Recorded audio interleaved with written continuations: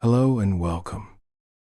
If you enjoy calm stories like this, tap like and subscribe for a new one each week.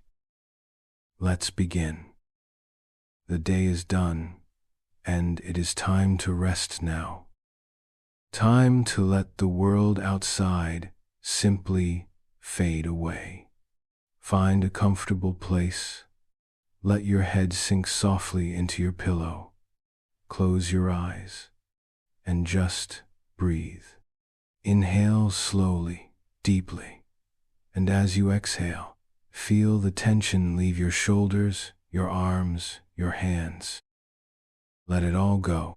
As you settle in, let us picture a place far away in time. Imagine the first light of dawn, a soft, pale gold, touching the tops of 7 ancient hills. The air is cool and still. Below, marble temples and quiet villas begin to glow, as if lit from within. This is Rome. And our story begins here, carried on a soft, quiet whisper, just for you. Let the story be a gentle river, carrying you softly, gently, toward the peaceful shores of sleep. Chapter 1. Scion of Venus. Our story begins not with the clash of swords, but with the soft cry of a newborn child. In the heart of Rome, in the month the Romans called Quintilis, a boy was born. The year was 100 before the life of Christ. The sky above the city was a deep, warm blue, the kind of blue that promises a long and sun-drenched summer. His family was the Julii, an old and noble patrician house. They were not the wealthiest nor the most powerful, but they carried a name that whispered of legends. They traced their lineage back through the generations, past the kings of Rome, all the way to Aeneas, the hero of Troy, and through him to the goddess Venus herself. A child born of a goddess's line, a heavy and beautiful legacy. They named him Gaius Julius Caesar. Imagine his childhood home. Not a sprawling palace on the Palatine Hill, where the truly powerful lived, but a modest house in the Suburra. This was a crowded, noisy, vibrant part of Rome, a place of narrow, winding streets, of merchants shouting their wares, of children laughing and playing games with knucklebones on the worn cobblestones. From his window, young Gaius would have heard the constant humming pulse of the city, the rumble of cartwheels, the murmur of 1,000 conversations in Latin and Greek and languages from faraway lands. He would have smelled the sweet scent of baking bread from the shop next door, the sharp tang of wine from a nearby tavern, the earthy smell of the Tiber River after a summer rain. His mother, Aurelia Cotta, was a woman of great strength and dignity. Her footsteps would have been a soft, steady sound in the house. We can picture her teaching him, her voice a low and patient murmur. She taught him to read, to write, to hold his head high. She ensured he understood the weight of his name, the importance of duty, of honor. His father, also named Gaius Julius Caesar, was a praetor, a respected magistrate. He would have come home in the evenings, his toga dusty from the forum, his face tired but kind. He would tell his son stories of the Republic, of its laws and its legions, of the great men who had built it. These were the sounds and scents of his first years, the foundations of the man he would become. As a boy, he would have undergone the ancient rituals. At the age of around 15, he would have celebrated the Liberalia, the festival of manhood. Imagine him standing before the household shrine, the flickering light of a small oil lamp casting dancing shadows on the wall. He would have taken off the bulla, the golden locket he had worn around his neck since infancy to ward off evil spirits, a simple, quiet moment. He would then be dressed in the toga virilis, the plain white toga of a Roman citizen. The fabric, pure wool, would have felt coarse and heavy on his shoulders. It was a symbol. He was no longer a boy. He was a man, a citizen of Rome, with all the duties and possibilities that entailed. His world had just become infinitely larger.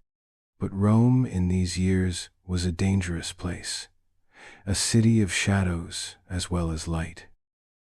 Power struggles between great men, Marius and Sulla, had drenched the streets in blood. When Caesar was a young man, the dictator Sulla came to power. Sulla was a man of iron will, and he began a terrifying purge of his enemies. Lists were posted in the forum, the dreaded prescriptions, the names of men condemned to death. Anyone could kill them and claim a reward. Their property was forfeit, their families ruined. Caesar was connected to Marius by marriage. His aunt Julia was Marius's wife, and he himself had been married to Cornelia, the daughter of one of Marius's most powerful allies. Sulla turned his cold gaze upon the young man. He saw the proud name, the connection to his enemies. He did not order his death, not at first. He gave him a command: divorce your wife. It was a test of loyalty, a simple act to prove he was with Sulla, not against him. Imagine the quiet room where Caesar had to make this choice, the air thick with fear. He was just a teenager. To obey meant safety, a future, a career. To refuse was to place his own name on that terrible list. We can almost hear the soft whisper of his refusal. No, he would not divorce Cornelia. It was an act of incredible, almost foolish bravery, an act of loyalty to his wife and to his own sense of honor.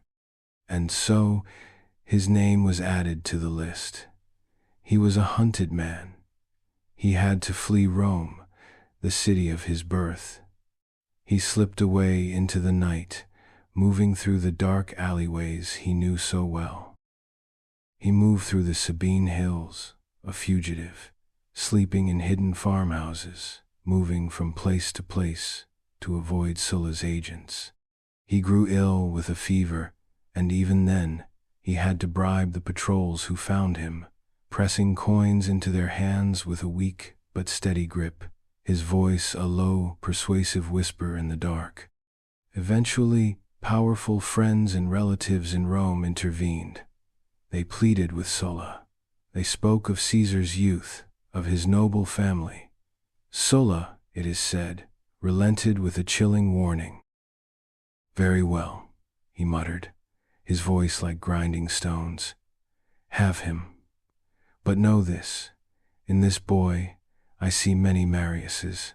He saw the seed of ambition, the iron will that matched his own. He saw the future, and it unnerved him. Caesar was safe for now, but he could not stay in Rome. The air was still too thick with danger. He had to leave, to make his own way in the world, far from the deadly politics of the capital. His childhood was over. The boy from the Subura, the scion of Venus, was now a man, tested by fire. And the city of Rome, with its golden light and its dark shadows, waited for his return. Chapter 2: Roads of Ambition. The world outside Rome was vast and full of new sounds, new textures. Caesar, now a young man in his early 20s, traveled east to the province of Asia, what we now call Western Turkey. The air here was different, scented with salt from the Aegean Sea and the fragrance of strange, new spices in the marketplaces. He joined the staff of a provincial governor, his first taste of military and administrative life. He was no longer a fugitive, but a junior officer.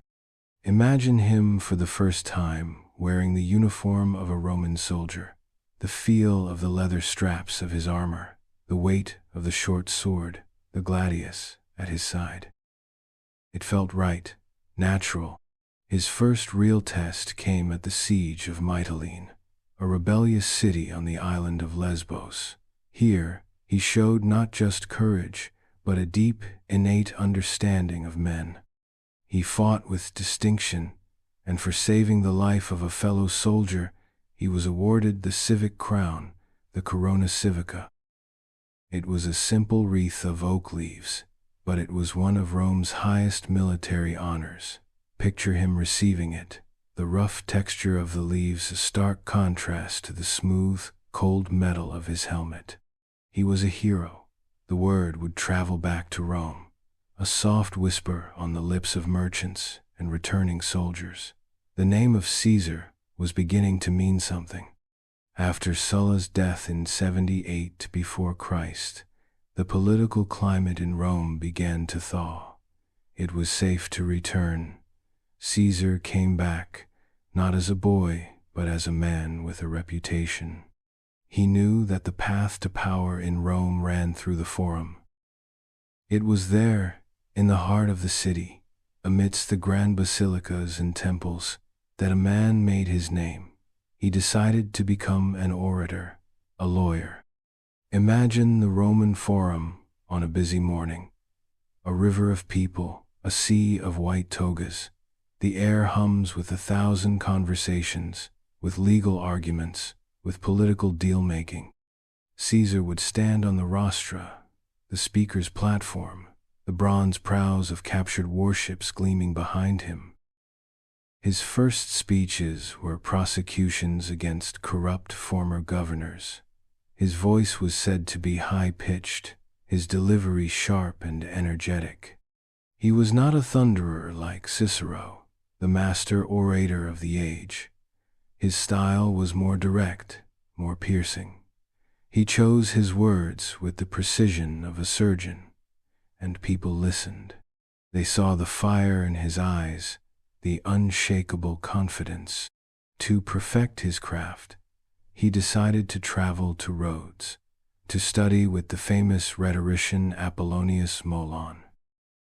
The journey itself was part of the education. The sea voyage, the feel of the ship rocking gently on the waves of the Mediterranean, the taste of salt on the wind. But this journey would take an unexpected turn. As his ship sailed through the Aegean, it was set upon by pirates, Cilician pirates. They were the terror of the seas, fierce and ruthless men. The creak of their ship pulling alongside, the splintering of wood, the shouts.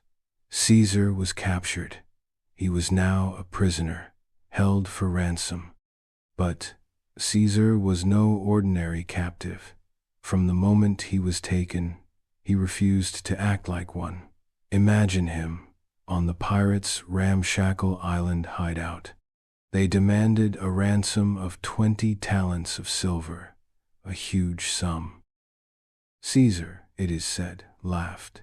He told them they clearly didn't know who they had captured. He insisted they raise the ransom to 50 talents.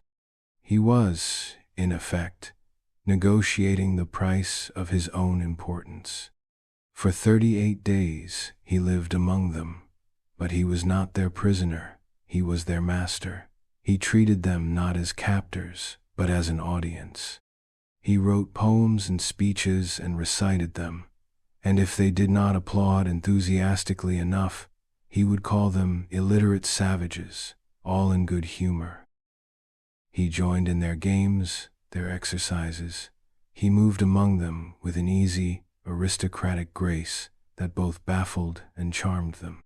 But he also told them, quite calmly and with a smile on his face, that once he was free, he would return, hunt them down, and have every last one of them crucified. They laughed. They thought it was a great joke. His associates, sent to raise the 50 talents, eventually returned with the silver. The pirates, true to their word, set him free. Caesar immediately went to the nearest Roman naval base. He gathered a small fleet of ships, manned them with volunteers, and sailed back to the pirates' island. He found them still there, celebrating their windfall, completely unprepared. He captured them all, just as he had promised, and he recovered his 50 talents. Then came the question of their punishment. He had promised to crucify them. The governor of the province, a cautious man, hesitated. He wanted to sell them as slaves. But Caesar was not a man to be trifled with. Acting on his own authority, he took the pirates and had them executed. But, in a gesture he would become known for, a strange act of mercy within the brutality, he had their throats cut first, to spare them the prolonged agony of crucifixion. It was a message. Caesar keeps his promises, but he is not without a certain clemency. He returned to Rome a changed man. The stories of his time with the pirates became legendary, told and retold in the city's taverns and villas. He was no longer just a promising young noble. He was a man of action, of daring, of an almost frightening level of self-assurance. He began his climb up the cursus honorum, the ladder of political offices. He was elected military tribune, then quaestor, the first official step. His quaestorship took him to Spain. It was in Spain, it is said, that he stood before a statue of Alexander the Great. He looked at the face of the man who had conquered the known world by the age of 32. Caesar was now around that age himself, and what had he accomplished? A few legal victories, a minor political office. He wept, not from sadness, but from a deep, burning frustration, a sense of time slipping away, of a destiny yet unfulfilled. The roads of ambition were long and winding, but for Caesar, they all led in one direction. Forward, upward, toward the very pinnacle of Roman power, and the banners drooped in the night breeze, awaiting the next sunrise. Chapter 3. The First Triumvirate. Let us step away from the dusty roads of Spain and back into the heart of Rome. The air in the city is thick with intrigue. The Republic is a grand, creaking machine, and the men who would be its masters circle each other warily. 2 men stood above all others. One was Gnaeus Pompeius Magnus, Pompey the Great. He was the Republic's most celebrated general, a man who had won victories in the East, cleared the seas of pirates, and celebrated magnificent triumphs. He was the darling of the people, but the Senate, the old guard of aristocrats, feared his power and his popularity. They blocked his requests, refusing to ratify his settlements in the East or grant land to his veteran soldiers. He was a lion, pacing in a cage of senatorial procedure. The other man was Marcus Licinius Crassus. Crassus was the richest man in Rome. His wealth was legendary, built on real estate, silver mines, and shrewd, often ruthless, business dealings. He had been the one to finally crush the slave rebellion of Spartacus. He craved the military glory that came so easily to Pompey. He had the money, but he wanted the respect, the command, the triumph.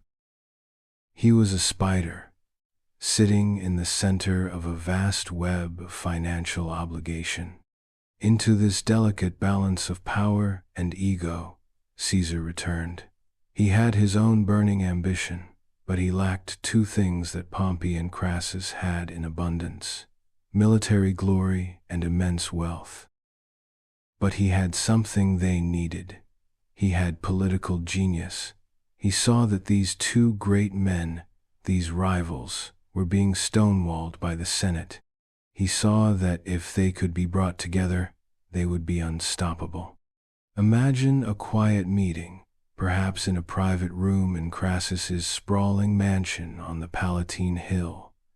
The light from the oil lamps is soft, the air is warm. There is Pompey, the soldier, his face weathered from years of campaigning, his posture ramrod straight.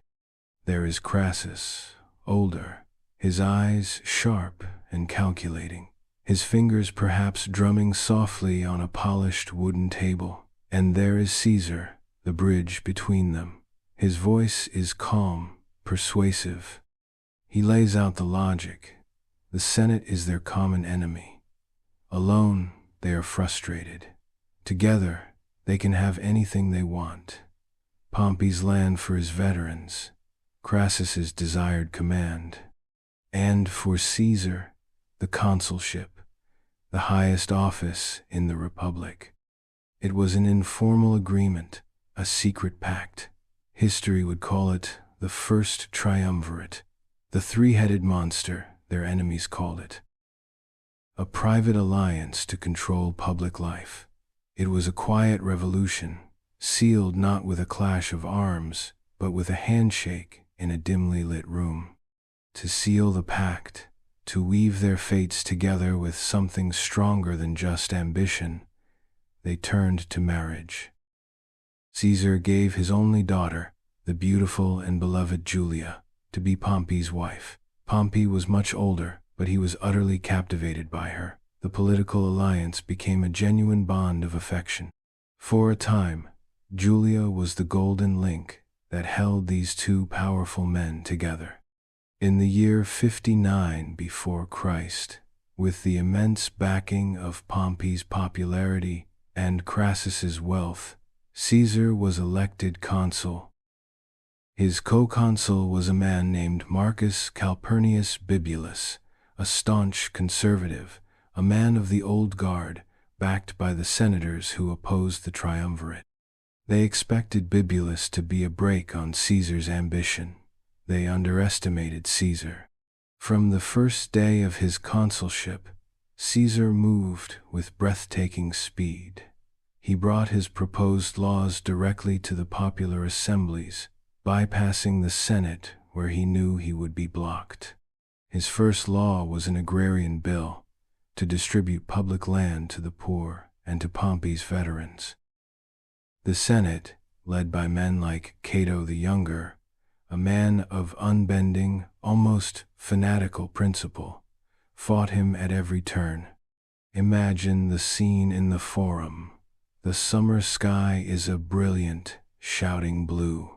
The heat radiates up from the paving stones.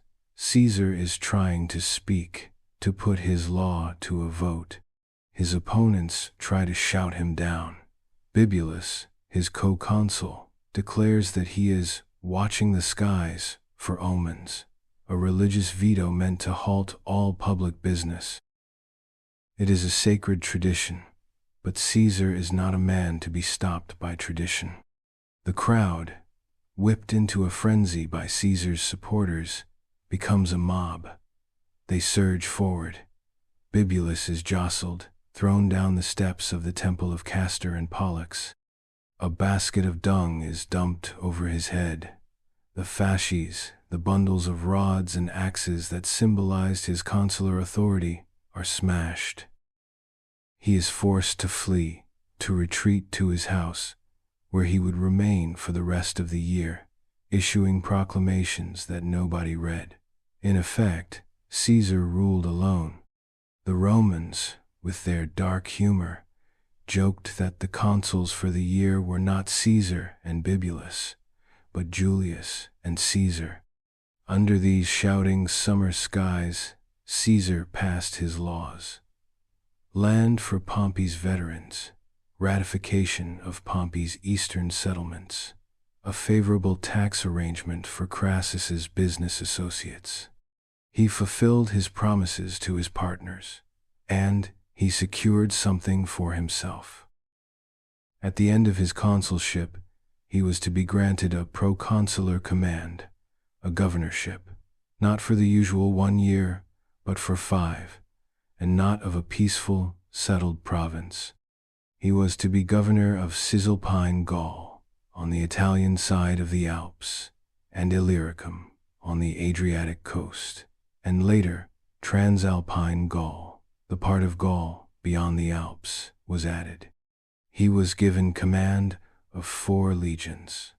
It was his prize, a long-term military command, a chance to win the glory that Pompey had, a chance to build an army loyal not to the Senate but to him. He was leaving the treacherous political stage of Rome for the battlefields of the north. He was trading the toga for the sword. The year of his consulship was over. It had been a whirlwind, a storm that had shaken the foundations of the Republic. Now, a new chapter was about to begin, in a land of dark forests and fierce tribes, a land the Romans simply called Gaul. And the city lights twinkled in the valley as the sun set behind the Janiculum hill. Chapter 4. Gaul in Flames and Frost. Now, let us leave the warm marble of Rome and travel north, over the snow-capped peaks of the Alps. The air here is different. It is colder, cleaner. It smells of pine and damp earth. This is Gaul, a vast, sprawling land of deep forests, swirling rivers, and scattered hill forts. It is a patchwork of hundreds of different tribes: the Helvetii, the Belgii, the Aedui, the Arverni, fierce, proud, warrior peoples. They were not a unified nation, but a cauldron of shifting alliances and ancient rivalries. This was the land that would be Caesar's home, his obsession, his forge, for the next 8 years. His command began in the year 58 before Christ. The spark that lit the fire was the migration of the Helvetii, a large tribe from the area of modern-day Switzerland. Driven by pressure from Germanic tribes, they decided to move their entire population, men, women, children, some 300,000 souls, across Roman territory to find new lands on the Atlantic coast. Caesar saw his chance.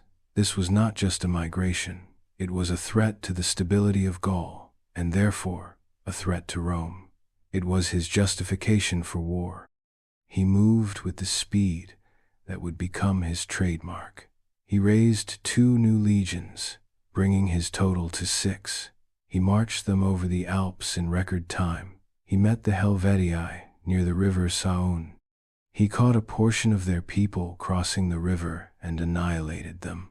The rest he pursued relentlessly, finally forcing them into a pitched battle near the town of Bibracte. 0. Imagine the sounds of that day.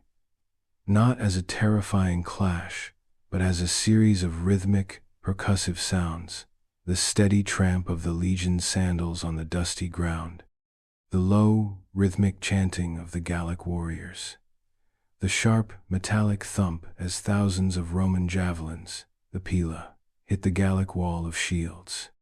Then the grinding, pushing, relentless work of the Roman infantry, a human machine of shield and short sword, moving forward, step by bloody step.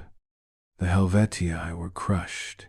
Caesar, in a move that was both pragmatic and merciful, did not enslave them. He sent them back to their homeland to act as a buffer against the Germans. His first great victory was won, but it was only the beginning. The Gallic tribes, impressed and frightened by this display of Roman power, came to him for help. A powerful German chieftain, Ariovistus, had crossed the Rhine River and was terrorizing the tribes of central Gaul. Caesar agreed to help. He was now posing as the protector of Gaul. He marched against Ariovistus. His own soldiers were terrified. The Germans were said to be giants, savage and unbeatable. Caesar gathered his officers. His voice was not loud, but it cut through their fear. He told them that if they were too afraid to fight, he would go on alone, with only his favorite 10th Legion. The soldiers, shamed and inspired by his confidence, roared their approval. They would follow him anywhere. The battle against the Germans was brutal, but the discipline of the legions held. Ariovistus was defeated, driven back across the Rhine. Caesar had now established the Rhine River as the de facto border of Roman influence, a line drawn on the map with a sword. Year after year, the campaigns continued, each one a response to a new threat, a new rebellion. He fought the Belgae in the north, the fiercest of the Gauls. He fought the Veneti on the Atlantic coast, a seafaring people, in a strange naval battle where his soldiers used long poles with hooks to cut the rigging of the Gallic ships. Each winter, he would cross the Alps back into his Italian province, to govern, to raise money, to keep his political networks in Rome alive. And each spring, he would return to the forests and fields of Gaul. In the year 55 before Christ, he did something unprecedented. To punish German tribes for aiding his Gallic enemies, he decided to cross the Rhine. No Roman army had ever done so. He needed to make a statement. He would not just defeat them, he would invade their homeland. And he would do it with Roman engineering. In just 10 days, his legionary engineers built a massive wooden bridge across the wide, fast-flowing river. Imagine the sounds. The rhythmic thud of mallets driving piles into the riverbed. The shouts of the engineers, the creak of ropes and pulleys. It was a miracle of logistics and willpower. He marched his legions across, spent a few weeks demonstrating Roman power, and then marched back, dismantling the bridge behind him. The message was clear: Rome can go anywhere. Later that same summer, he turned his gaze across the sea to a mysterious, misty island the Romans knew little about, Britannia. He launched a small expedition, more of a reconnaissance than an invasion. The landing was difficult. The Britons, with their war chariots, fought fiercely on the beaches. The Roman standard-bearer of the 10th Legion, seeing the soldiers hesitate, jumped into the waves, crying out, "Follow me, soldiers, unless you want to betray your eagle to the enemy." They followed. They established a beachhead. But bad weather and high tides damaged their ships. Caesar soon withdrew back to Gaul. He returned the next year with a much larger force, 5 legions and 2,000 cavalry. He marched inland, fought his way across the river Thames, and defeated the major British chieftain, Cassivellaunus. He established treaties, took hostages, and then left. He had not conquered Britain, but he had been there. He had taken Roman eagles to a land at the edge of the known world. The stories of these exploits, written down by Caesar himself in his famous commentaries on the Gallic War, captivated the Roman public. But the greatest test was yet to come. While Caesar was in Britain, Gaul had begun to smolder. The constant presence of the Roman legions, the drain on resources, the loss of independence, it was too much for the proud Gallic tribes. In the winter of 53 to 52 before Christ, a massive, unified rebellion erupted. This was different from the earlier, fragmented resistance. This time, the Gauls had a leader, a young, charismatic nobleman from the Arverni tribe. His name was Vercingetorix.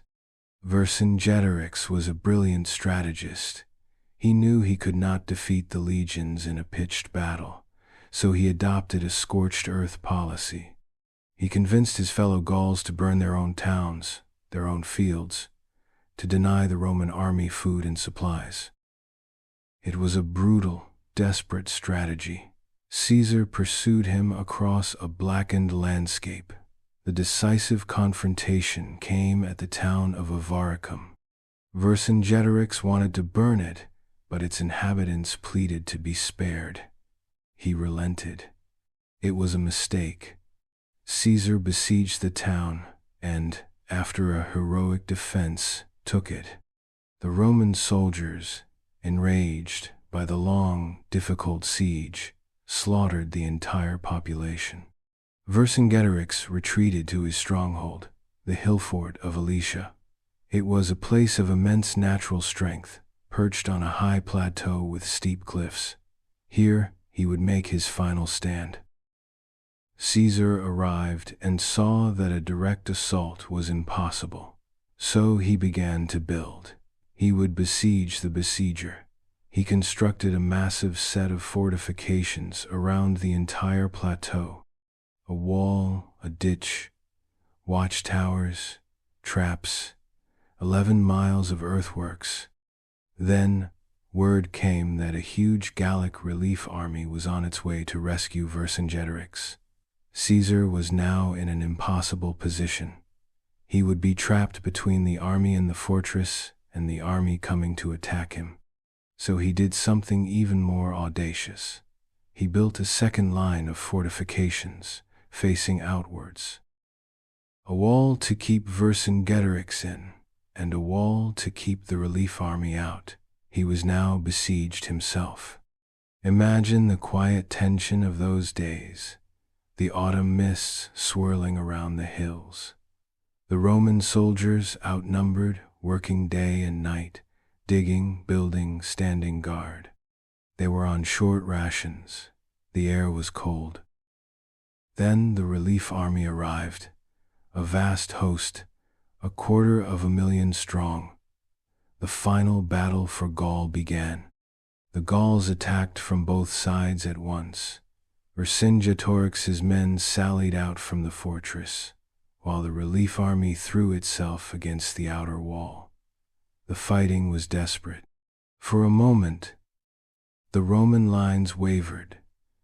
Caesar seemed to be everywhere at once, his famous red cloak a flash of color in the chaos, his voice shouting encouragement, rallying his men.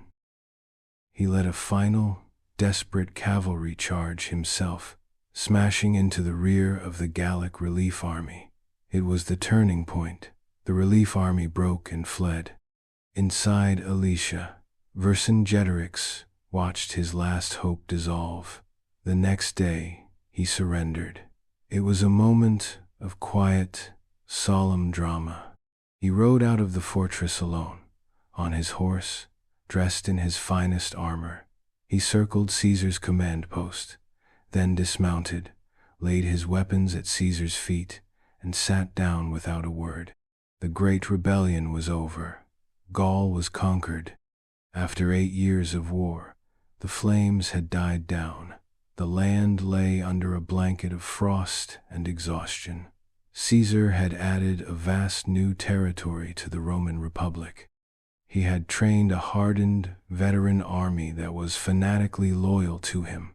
He had won the military glory he craved, and he had become immensely wealthy from the spoils of war.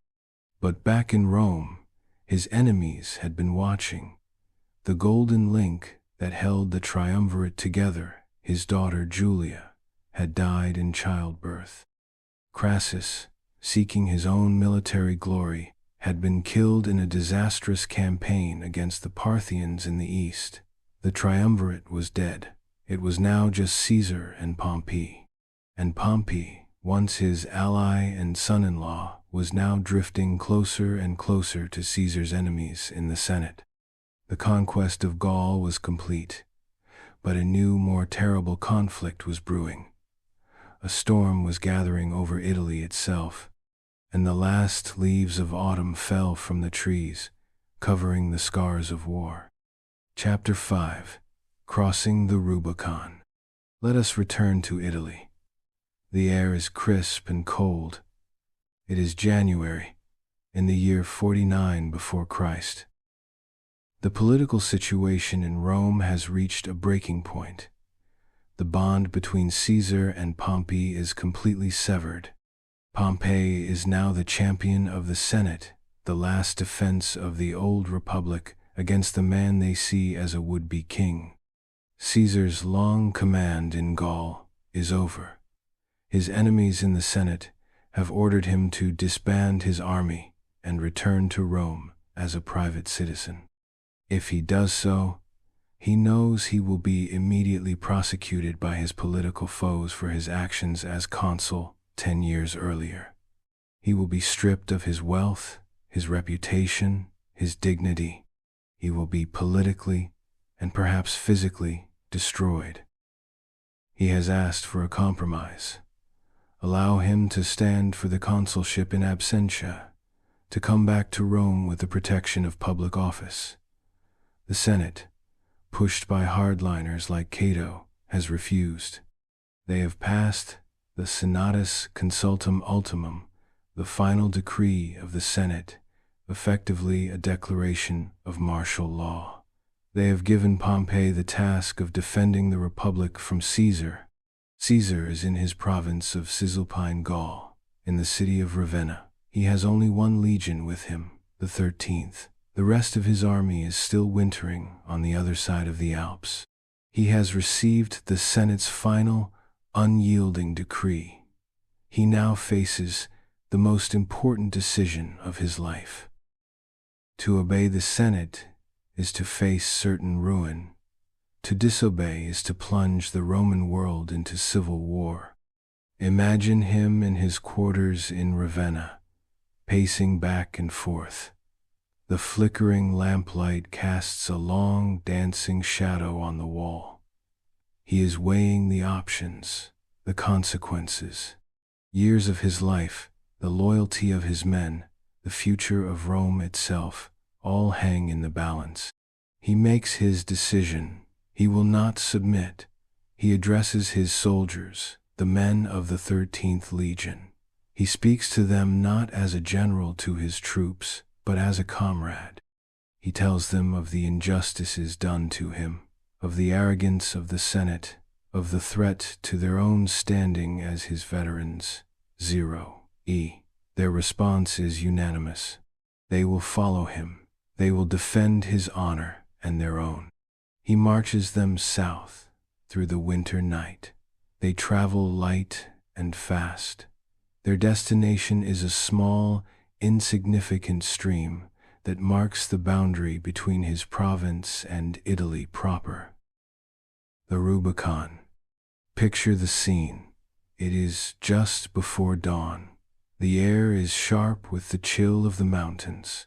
The water of the Rubicon is shallow, but it is swollen and brown with melted snow from the Apennines. It gurgles and rushes over the smooth, worn stones of the riverbed. By law, a general was forbidden to lead an army out of his assigned province. To cross this stream with his legion would be an act of treason, an act of war against his own country. Caesar stands on the northern bank, looking across the dark, swirling water. His staff is with him, his officers, his friends. They are silent, watching him. The only sound is the rushing of the water and the soft jingle of harness. He hesitates. For a long moment he is lost in thought. He understands the terrifying finality of this step. Once crossed, there is no turning back. The Roman world will be fractured. Brother will fight brother. Ancient writers say that in this moment of doubt, a vision appeared, a figure of supernatural size and beauty, playing a reed pipe. The soldiers gathered around, and then the figure snatched a trumpet from one of the legionaries, blew a loud blast, and strode across the water to the other side. A sign. Whether the vision was real or a story told later to add drama to the moment, we do not know, but we know what Caesar said. He turned to his friends, his voice quiet but clear, filled with a terrible resolve. Let us go where the signs of the gods and the injustice of our enemies call us. Then he uttered the famous words, a line from a popular play, Alea iacta est. The die is cast. He gives the order. He leads his horse into the freezing water. The soldiers follow, holding their standards high. The sound of 1,000 pairs of sandals splashing through the stream, a sound that will echo through history. 0. They are in Italy now. They are invaders in their own homeland. The march on Rome begins. Caesar moves with astonishing speed. He does not plunder the towns he passes. He does not treat his countrymen as enemies. He presents himself as their champion, forced into this action by a small, corrupt clique of aristocrats. Town after town opens its gates to him. The local garrisons, sent to stop him, desert and join his cause. His reputation, his name, his carefully cultivated image of clemency, all work for him. In Rome, there is panic. The senators who had been so bold, so defiant, are now terrified. They had not expected this. They had assumed Caesar would hesitate, that he would not dare. Pompey, the great general, had boasted that he only needed to stamp his foot and legions would spring from the soil of Italy.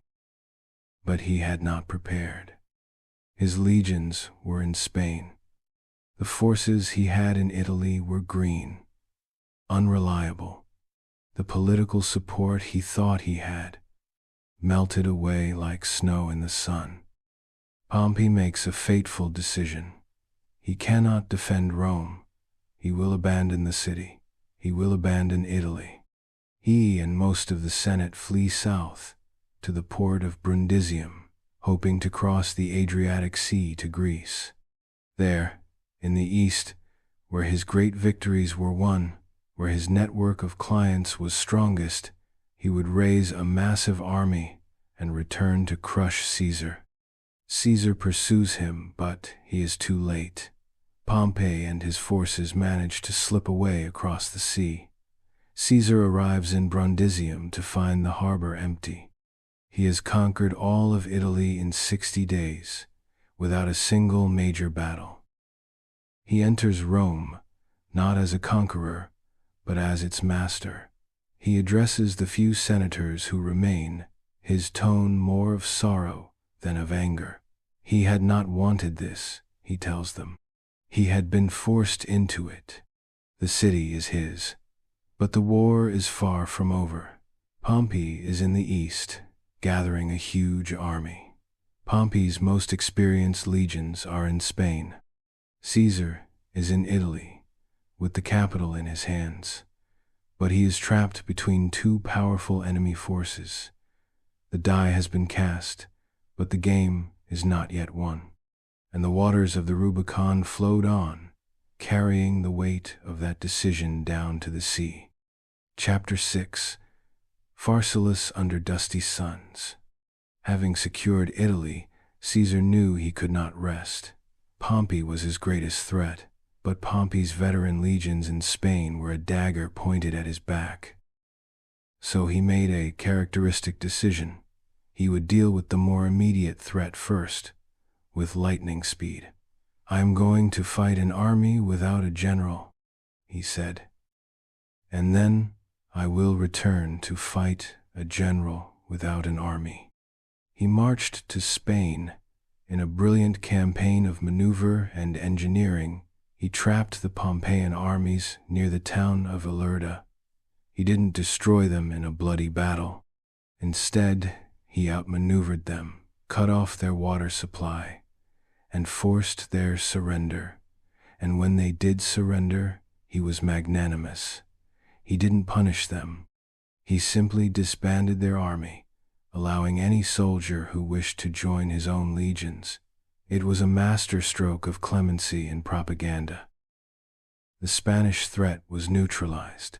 Now, he could turn his full attention to Pompey.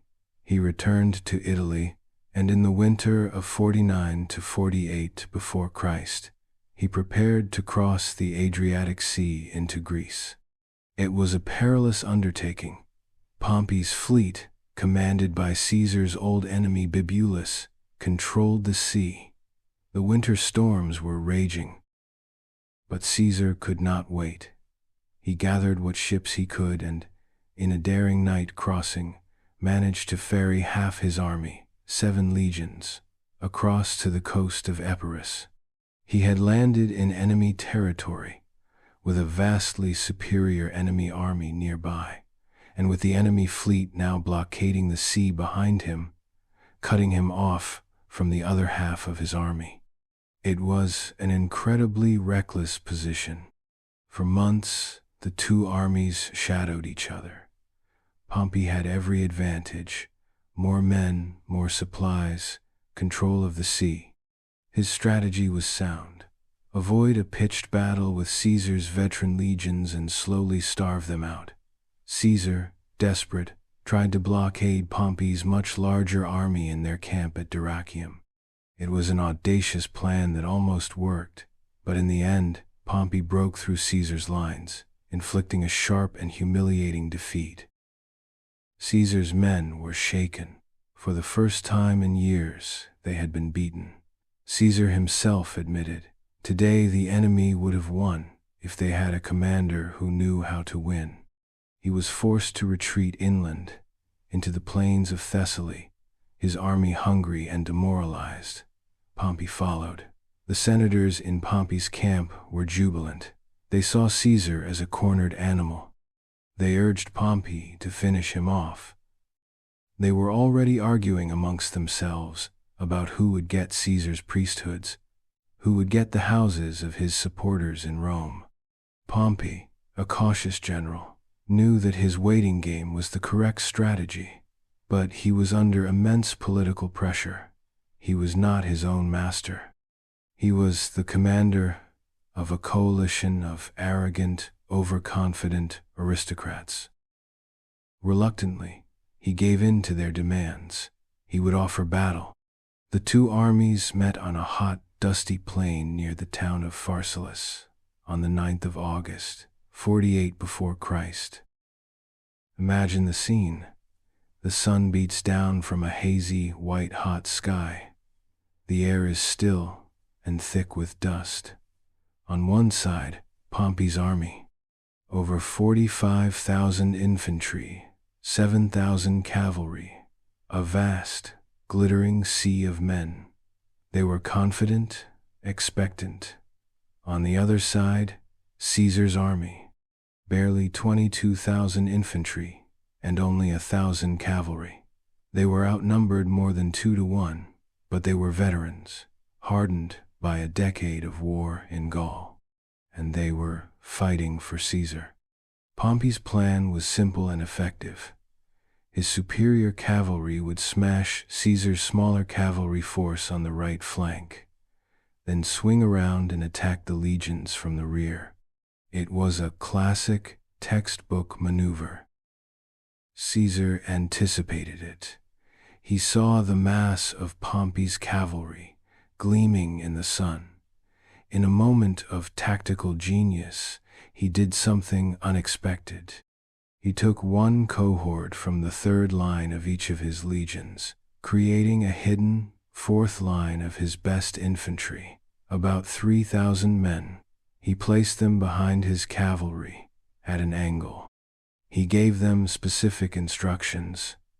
Do not throw your javelins. Use them as stabbing spears. Aim for the faces of the enemy horsemen.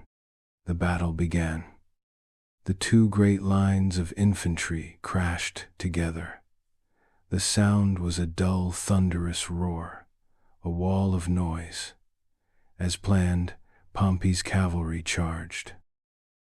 They easily overwhelmed Caesar's small cavalry force, which broke and fled. The Pompeian horsemen, young, aristocratic, full of pride, surged forward, triumphant. They were about to wheel around and hit Caesar's legions in the unprotected rear. And then they saw it. The fourth line, the hidden reserve. Caesar gave the signal. His men charged forward. They didn't throw their pila. They held them like pikes, as instructed, and drove them upwards into the faces and eyes of the oncoming horsemen. The effect was devastating. The Pompeian cavalry, who were not expecting infantry resistance, who valued their handsome faces as much as their lives, panicked. They broke. They fled the field in a chaotic rout, leaving the flank of Pompey's infantry completely exposed. Caesar now committed his fresh third line into the main infantry battle. The Pompeian legions, their flank now being attacked, their cavalry gone, began to waver. The pressure was relentless. Caesar's veterans, sensing victory, pushed forward. The line broke. The great army of the Republic dissolved into a mass of terrified, fleeing men. Pompey the Great, from his command post, watched his army, his career, his world disintegrate. He seemed to be in a daze. He rode back to his camp, walked into his tent, and sat there, silent, as Caesar's men stormed the ramparts. Caesar rode through the battlefield. He saw the bodies of thousands of his fellow Romans. He was not triumphant. He was saddened. They would have it so, he murmured. He gave orders to spare the Roman citizens among his captives. He walked through Pompey's captured camp and saw the luxurious tents of the senators, tables set for a victory feast. Pompey, disguised as a commoner, had fled. He made his way to the coast and took a small boat, sailing for Egypt. He believed the young king there, Ptolemy the 13th, owed his family a debt. He would find refuge in Egypt, raise a new army, and continue the fight. The battle was over. The dusty sun began to set over the plains of Thessaly, casting long shadows over the silent dead. Caesar had won a stunning, decisive victory against impossible odds. He was now the undisputed master of the Roman world. But the war had not yet claimed its final, most famous victim. Chapter 7: Cleopatra and the Nile Knights. After the victory at Pharsalus, Caesar did not rest. With a small force, he followed Pompey, his pursuit relentless. He sailed for Egypt, the ancient land of the pharaohs. Imagine the transition from the dusty, blood-soaked plains of Greece to the lush, green delta of the Nile. The air becomes heavy, humid, scented with lotus flowers and the rich, dark mud of the river. The light is different here, a brilliant, liquid gold. He landed at Alexandria, the magnificent capital city founded by Alexander the Great, a city of Greek learning and Egyptian mystery. Its great lighthouse, the Pharos, one of the wonders of the ancient world. He arrived to find that the civil war had, in a way, arrived before him. Pompey was already dead.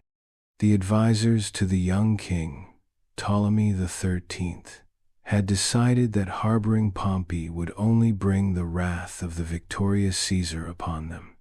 So, as Pompey's boat approached the shore, they had him murdered, his head cut off. When Caesar landed, he was presented with a gruesome gift: the head of his former son-in-law, his former ally, his greatest rival, pickled in a jar. Caesar was not pleased. He was disgusted. He wept. It was not the honorable end for a great Roman. It was a squalid, treacherous murder. This act, meant to win his favor, instead earned his contempt. He decided to stay in Alexandria. He would settle the affairs of Egypt, and he would collect a massive debt owed to the Republic. But the royal court of Egypt was a viper's nest of intrigue. The young king Ptolemy was at war with his older sister, who was also his wife, according to Ptolemaic tradition. Her name was Cleopatra. She had been driven out of Alexandria and was in the desert with an army of her own. Caesar, as the representative of Rome, set himself up as the arbiter of this royal dispute. He summoned both siblings to the palace to plead their cases. Ptolemy's advisors controlled the city and the harbor.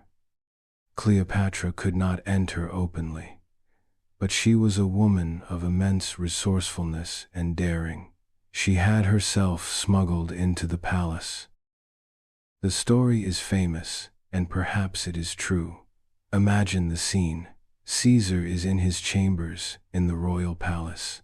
The air is warm, the moon is full, casting a silver light over the city. A merchant arrives, carrying a large, rolled-up carpet, a gift for the Roman general. The guards let him pass. In Caesar's presence, the merchant unrolls the carpet, and out of it, tumbling onto the floor, emerges the young queen, Cleopatra. She was not, the ancient writers say, a conventional beauty, but she was captivating. She was intelligent, witty, and ambitious. She spoke many languages, including, it is said, Egyptian, which was rare for her Greek-descended dynasty. And her voice was said to be like a musical instrument, capable of enchanting anyone who heard it. That night, she pleaded her case to Caesar. She used all of her charm, her intelligence, her charisma, and Caesar, the 52-year-old conqueror of the world, was captivated. They became lovers that very night. When the young King Ptolemy discovered the next morning that his sister was not only in the palace but in Caesar's bed, he was enraged. He ran out into the streets, screaming to the people of Alexandria that he had been betrayed. The city, already resentful of the Roman presence, exploded into open warfare. The Alexandrian War had begun. Caesar was trapped in the palace district with his small force, outnumbered 20-1. For months, he was besieged. It was a desperate, brutal fight, fought in the streets and on the rooftops of the city. At one point, the great library of Alexandria caught fire, a catastrophic loss of ancient knowledge. Caesar himself had to fight his way to a boat in the harbor, and when it sank, he was forced to swim for his life, holding his important papers above the water with one hand, his purple general's cloak, it is said, clenched between his teeth. But reinforcements finally arrived. Caesar broke the siege, defeated the Egyptian army in a battle near the Nile. The young king Ptolemy drowned in the river, weighed down by his golden armor as he tried to flee. The war was over. Caesar had placed Cleopatra firmly on the throne of Egypt, but he did not leave immediately. For several months, he stayed. The hard-bitten soldier, the pragmatic politician, allowed himself a moment of indulgence. He and Cleopatra took a magnificent cruise down the Nile on her royal barge. Imagine the scene. A vast, golden barge with purple sails and silver oars. The sound of soft music drifting across the water. The gentle lapping of the Nile against the hull. The nights are warm, the stars are brilliant in the desert sky. They drifted past ancient temples, past timeless villages, through a land that was already ancient when Rome was just a collection of mud huts. It was a political alliance, yes. Egypt's wealth would be crucial for Caesar, but it was also something more. A meeting of two extraordinary minds, two ambitions, wrapped in the perfumed, moonlit intrigue of the East. When he finally left Egypt, Cleopatra was pregnant with his child, a son whom she would name Caesarion, Little Caesar. He had arrived in Egypt in pursuit of an old enemy. He left with a new ally, a new lover, and a son who carried his name, The Nile nights were over. There was more work to be done, more wars to be fought, and the great river flowed on, carrying its secrets toward the sea. Chapter 8. Dictator for Reform.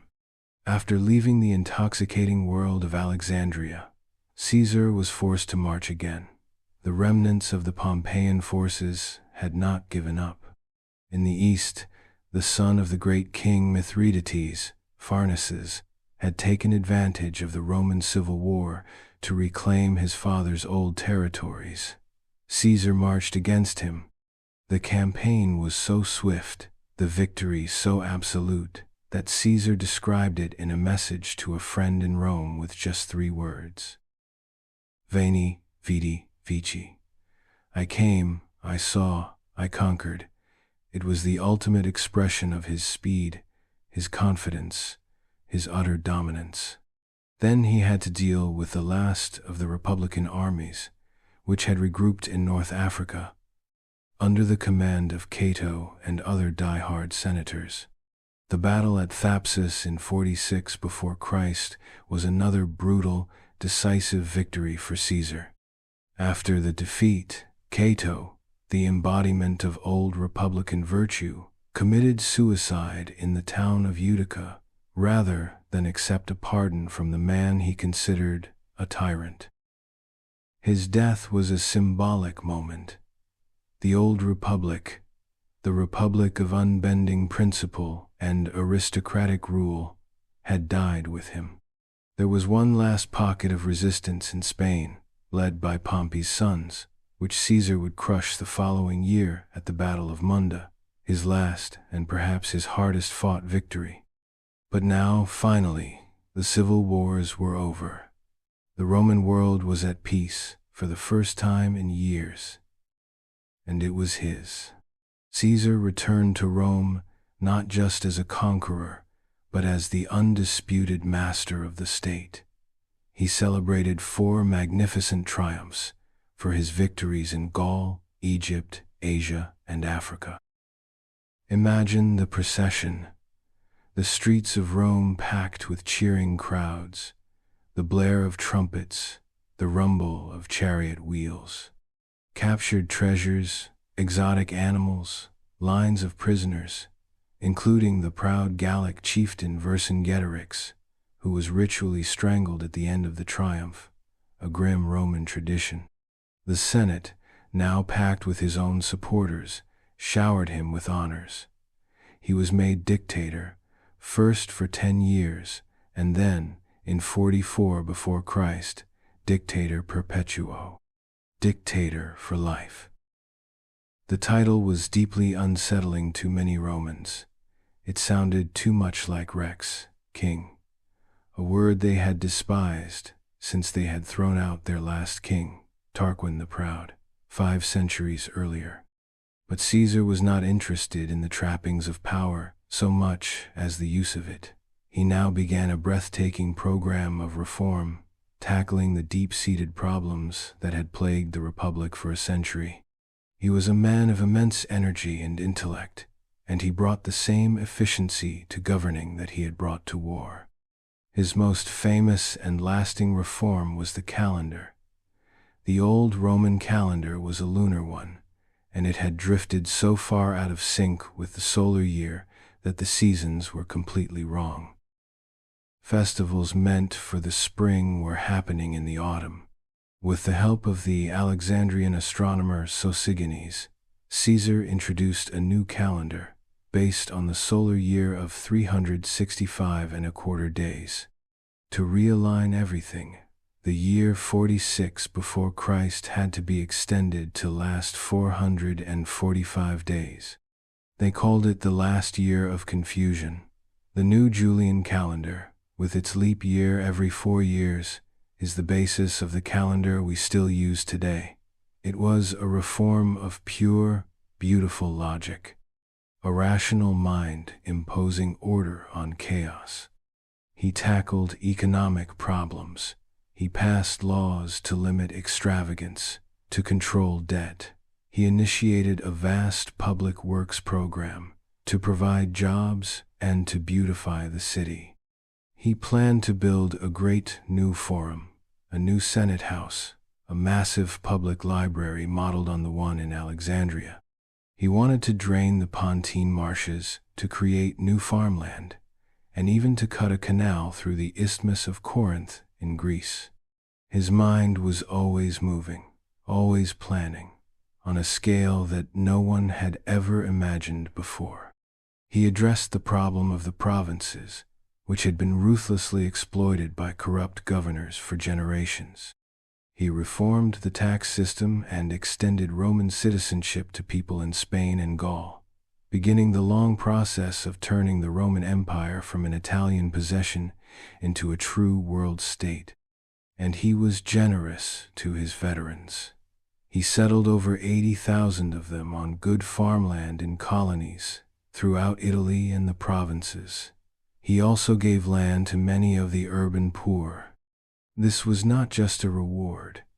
It was a way to solve the problem of the unstable, unemployed mob in Rome that had fueled so much of the political violence of the late Republic. He was also famously merciful. He pardoned almost all of his former political enemies. Men who had fought against him at Pharsalus and Thapsus were allowed to return to Rome and even to resume their seats in the Senate. Men like Marcus Junius Brutus and Gaius Cassius Longinus. He believed that clemency was the best way to heal the wounds of the civil war. He wanted to rule not by fear, but by consent.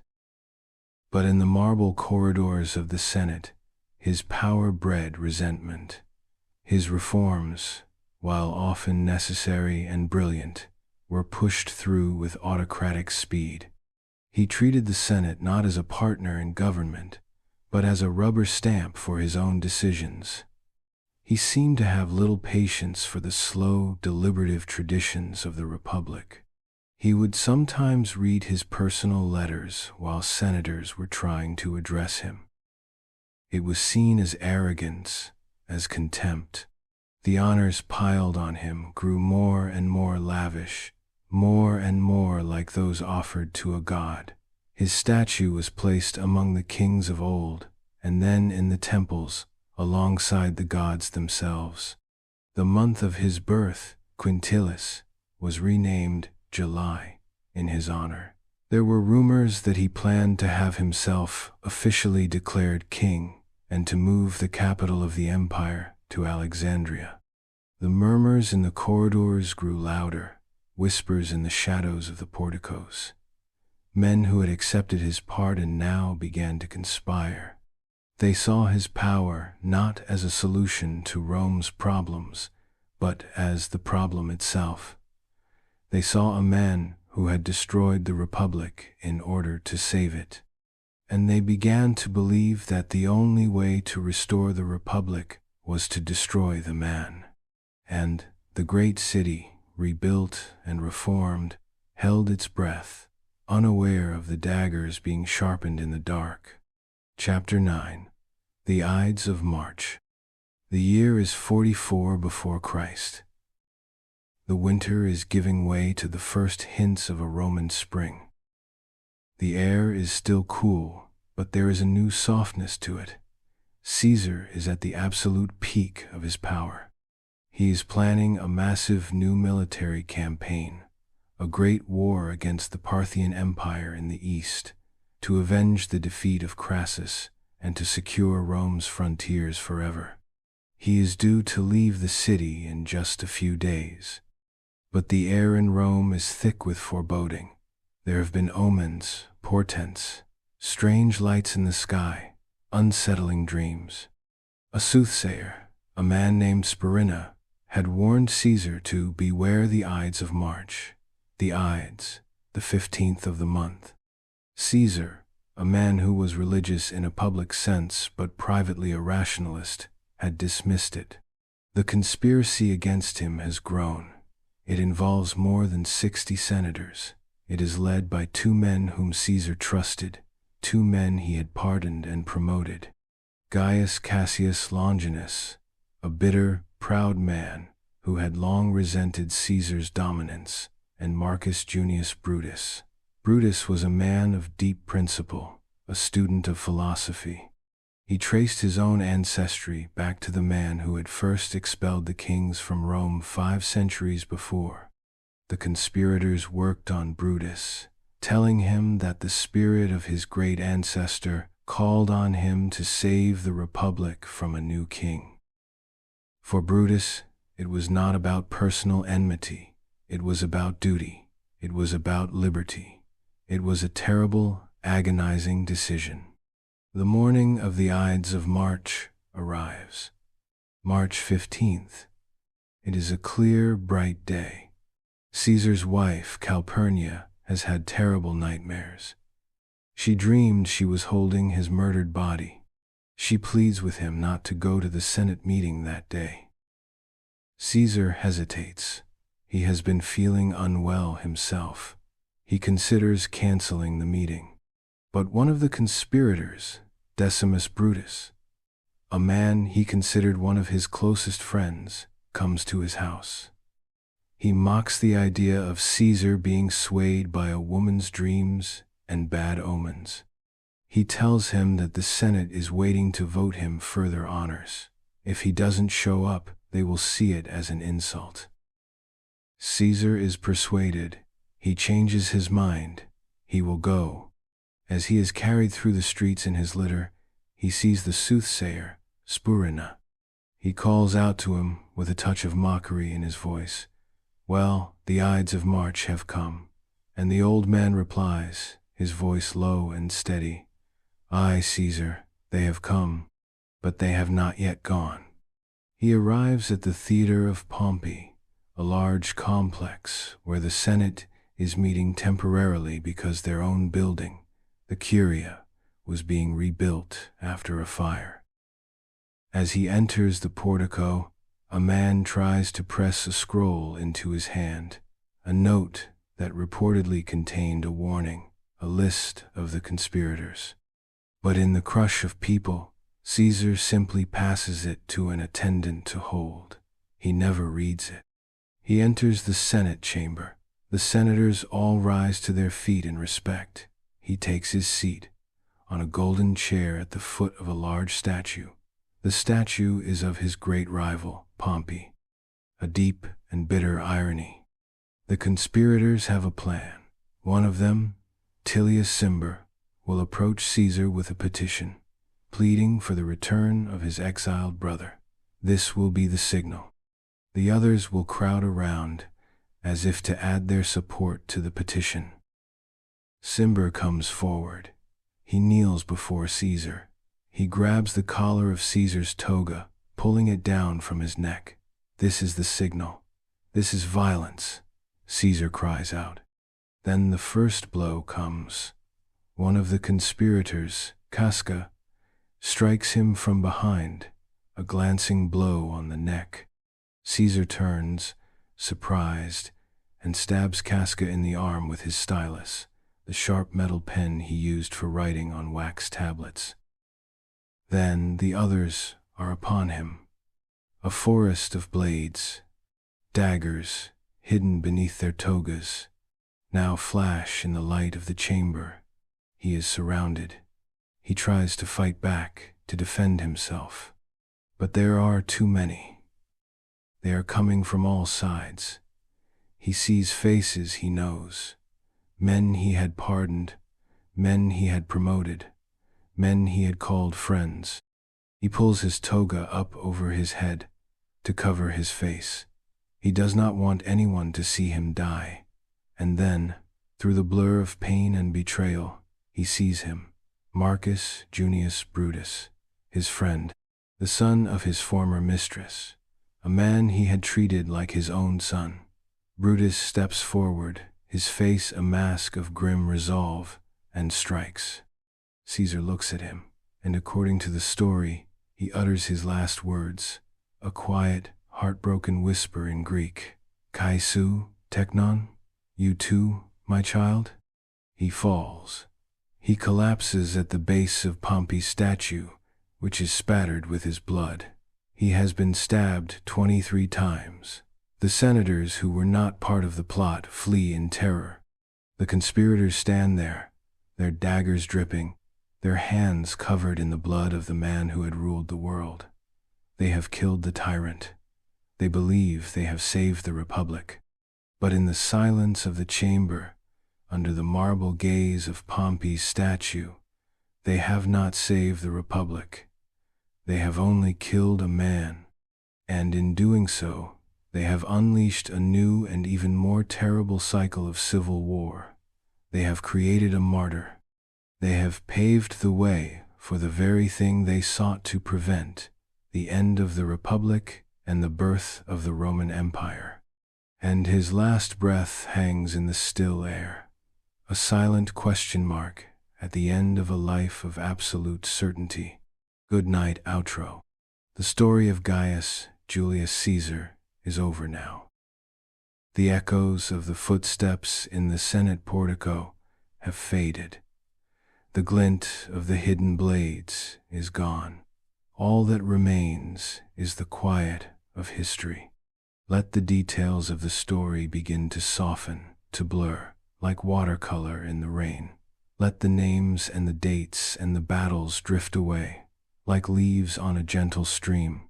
Let us go now, in our minds, to the banks of the Tiber River as it flows through the heart of a sleeping Rome.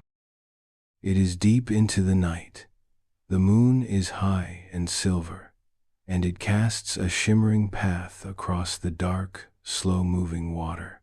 The 7 hills are quiet now, just gentle shadows against a sky full of stars. The marble temples and the grand forums are asleep, dreaming of the day's departed sun. The river flows on, as it did in Caesar's time, as it has for thousands of years. It has carried away the echoes of the cheering crowds in the forum. It has washed away the dust of the returning legions. It has carried the whispers of the conspirators out to the endless sea. It carries all the ambition, all the glory, all the tragedy, and turns it into a quiet, murmuring sound, a lullaby. Feel the peace of this midnight scene, the gentle coolness of the air, the vast, silent canopy of the stars above. Each star is a distant, sleeping sun, each one a world away. Let your thoughts drift up towards them, becoming lighter and lighter. There is nothing left to do now, nothing to figure out, nothing to hold on to. There is only the gentle, rhythmic flow of the river and the deep, peaceful silence of the night. The Tiber flows on, beneath the midnight stars, carrying all the stories of the world into a quiet eternity. And now, it is time for you, too, to float away on that gentle current. Down the slow, soft river of sleep. Let it carry you. Let it hold you. Rest now. Sleep now. Good night.